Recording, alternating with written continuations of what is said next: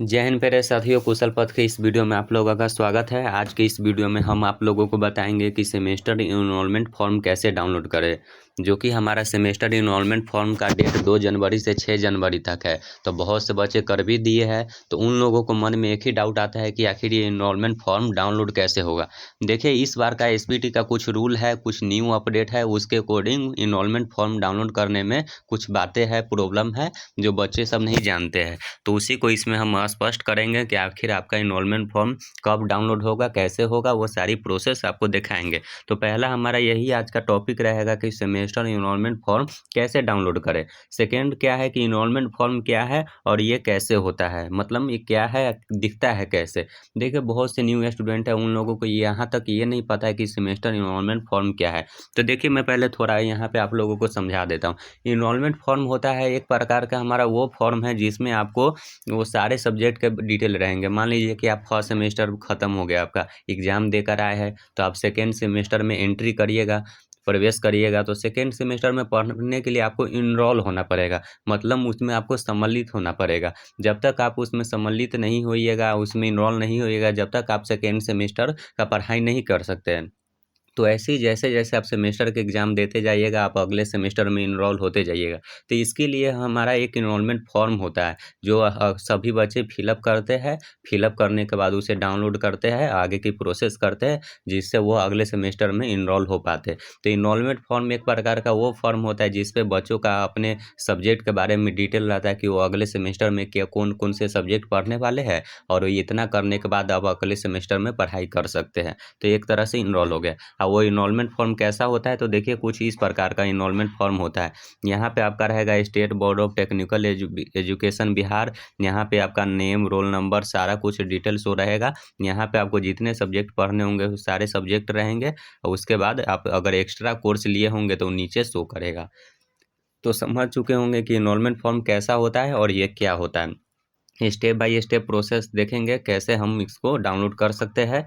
Final submit कहाँ और कैसे होता है, मतलब जब आप अपने तो पोर्टल पे कर दिए होंगे, इनरोलमेंट फॉर्म सबमिट कर दिए होंगे, लेकिन एक्चुअल में उसके बाद का प्रोसेस क्या है, वो कॉलेज में कहाँ होता है, कैसे होता है, वो सारी प्रोसेस देखेंगे। तो ये वीडियो बहुत इम्पोर्टेंट होता है इस कारण से, क्योंकि यहाँ तक आपका इनरोलमेंट काम ख़त्म नहीं हुआ। जब आप इतना कुछ कर लेते हैं तो आप अच्छे तरह से इनरोल हो पाते हैं, और आप नेक्स्ट सेमेस्टर की तैयारी कर सकते हैं, और यहाँ पे आपका इनरोलमेंट काम वाला ख़त्म होगा। तो आइए अपने इस वीडियो का शुरुआत करते हैं। बहुत से स्टूडेंट ये सब बातें नहीं जानते हैं, तो इसके लिए आपको वही प्रोसेस करना है।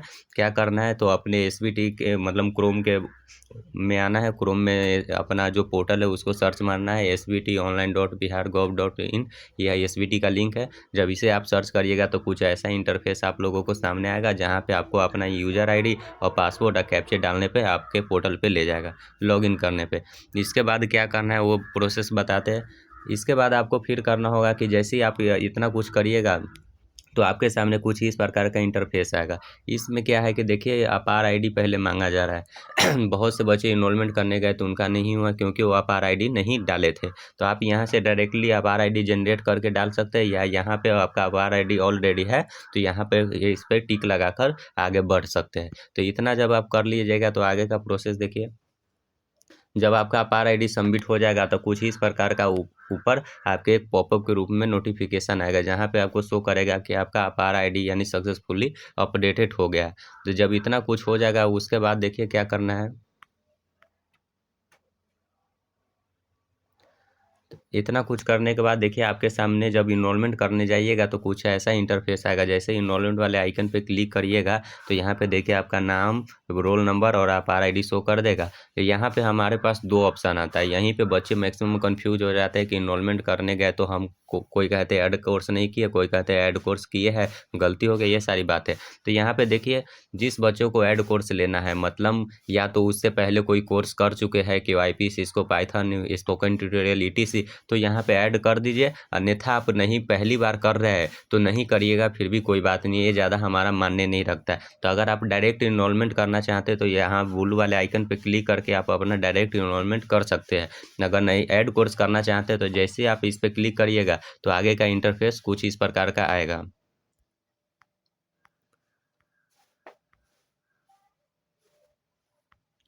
तो जैसे ही ऐड कोर्स पे आप क्लिक करने जाइएगा तो यहाँ पे कुछ डिटेल मांगेगा। जैसे आप मान लीजिए ऐड कोर्स ले रहा है तो कौन सा कोर्स ले रहा है, उसका टॉपिक क्या रहेगा, उसका मेंटर, एचओडी कॉन्टेक्ट, ये सारी डिटेल मांगी जाएगी। और फिर आप इस ब्लू वाले ग्रीन वाले आइकन पे क्लिक करिएगा तो यहाँ पे आपका ऐड कोर्स हो जाएगा। ये उतना ज़रूरी नहीं है, जो बच्चे न्यू है वो नहीं करेंगे फिर भी चलेगा, क्योंकि उसको उस सेमेस्टर में फिर अलग से कोर्स करवा दिया जाएगा। फिर आप अगले सेमेस्टर में इनरोलमेंट करिएगा तो वहाँ पे आप जो कोर्स पिछले बार किए रहेंगे उसको ऐड कर सकते हैं। मैक्सिमम बच्चों बहुत सोचते हैं कि सर हमने नहीं किया तो क्या गलती हो जाएगा, ऐसा कोई बात नहीं है। तो जब आप इतना कर दीजिएगा तो आप जब इनरोलमेंट फॉर्म सबमिट करने जाइएगा तो सबमिट करते ही ऊपर हमारा एक नोटिफिकेशन आता है। ये नोटिफिकेशन क्या कहता है कि आर यू श्योर, क्या आप पूरी तरह से वाकिफ़ है कि आप अपना ऐड कोर्स कर रहे हैं और इनरोलमेंट फॉर्म सबमिट कर रहे हैं। तो आप बोलिएगा यस, तो आप ओके पे क्लिक करिएगा। जब इतना कुछ करिएगा तो उसके बाद देखिए क्या होगा, ये ग्रीन कलर का नोटिफिकेशन आएगा कि आपका नोटिफिकेशन में क्या शो करेगा कि आपका क्या है, देखिए फॉर्म सबमिटेड सक्सेसफुली। मतलब यहाँ पे एक और आएगा नोटिफिकेशन जिसमें शो करेगा कि आपका फॉर्म क्या है, सक्सेसफुली सबमिटेड हो गया। तो ये सारी प्रोसेस आप लोग जानते हैं, कर भी दिए होंगे, लेकिन आप बात आती है कि कैसे फॉर्म हम डाउनलोड करें। तो यहाँ पे देखिए कुछ हमारा एसवीटी के थ्रू लिखा गया नोटिस है, यानी इंस्ट्रक्शन है, उसे समझाते हैं। देखिए यहाँ पे क्या लिखा गया है, ग्रीन कलर का जो हम पढ़ रहे हैं, your semester enrolment form has been submitted. मतलब आपका जो इनरोलमेंट फॉर्म है वो सबमिटेड हो गया है पूरा सक्सेसफुली तरीका से। The enrolment form will be available for download after क्या है, इलेजिबिलिटी रिजल्ट। मतलब क्या कह रहा है कि जो आपका इनरोलमेंट फॉर्म है ये तभी डाउनलोड होने के लिए अवेलेबल होगा जब आपका रिजल्ट आ गया रहेगा, पब्लिश हो गया रहेगा। क्योंकि बताते हैं कि पहले क्या होता था, जैसे ही आप इनरोलमेंट करते थे तो वहाँ पे आपको एक ब्लू कलर का आइकन दिखता था जहाँ से आप इनरोलमेंट फॉर्म डाउनलोड कर सकते थे, लेकिन इस बार नहीं है। इस बार इसलिए नहीं है क्योंकि इससे पहले जब हमारा इनरोलमेंट होता था तो रिजल्ट पब्लिश होने के बाद इनरोलमेंट किया जाता था। लेकिन इस बार क्या कर दिया है कि रिजल्ट अभी हमारा अब आया नहीं है और पहले ही इनरोलमेंट करने के लिए बोला गया है।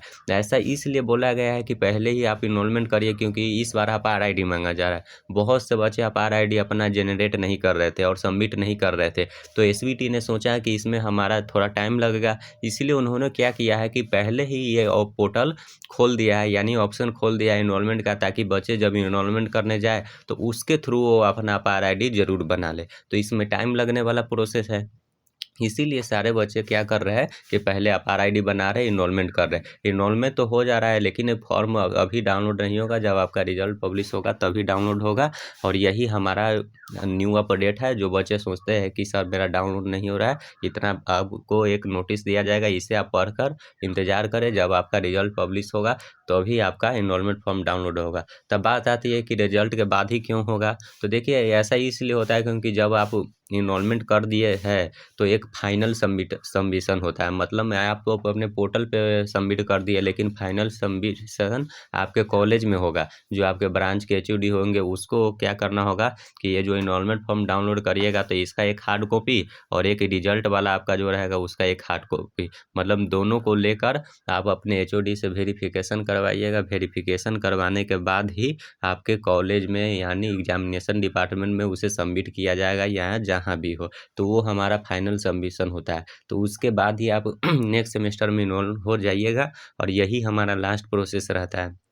तो ये रिजल्ट के बाद इसलिए डाउनलोड होगा क्योंकि उसके साथ हमारा रिजल्ट का हार्ड कॉपी लगता है। तो ये इन्फॉर्मेशन आप लोग समझ चुके होंगे कि आखिर क्यों नहीं डाउनलोड हो रहा है इनरोलमेंट फॉर्म, होगा तो कैसे होगा। इस वीडियो को अपने दोस्तों उधर ज़्यादा से ज़्यादा शेयर करें, क्योंकि वो भी बहुत से न्यू स्टूडेंट है जो न्यू एडमिशन लिए हैं, उन लोगों को ये सारी इन्फॉर्मेशन नहीं पता होती है। तो आप उन तक ये ज़रूर पहुँचाएँ ताकि वो देखने के बाद वो भी रिलैक्स महसूस करें, उसे भी कुछ आभास ना हो कि हमसे गलती हुई। तो इसे ज़्यादा से ज़्यादा शेयर करें और हमें सब्सक्राइब जरूर करें, क्योंकि हम ऐसी आपके लिए time to time helpful video आप लोगों के लिए लाते रहेंगे। Thank you.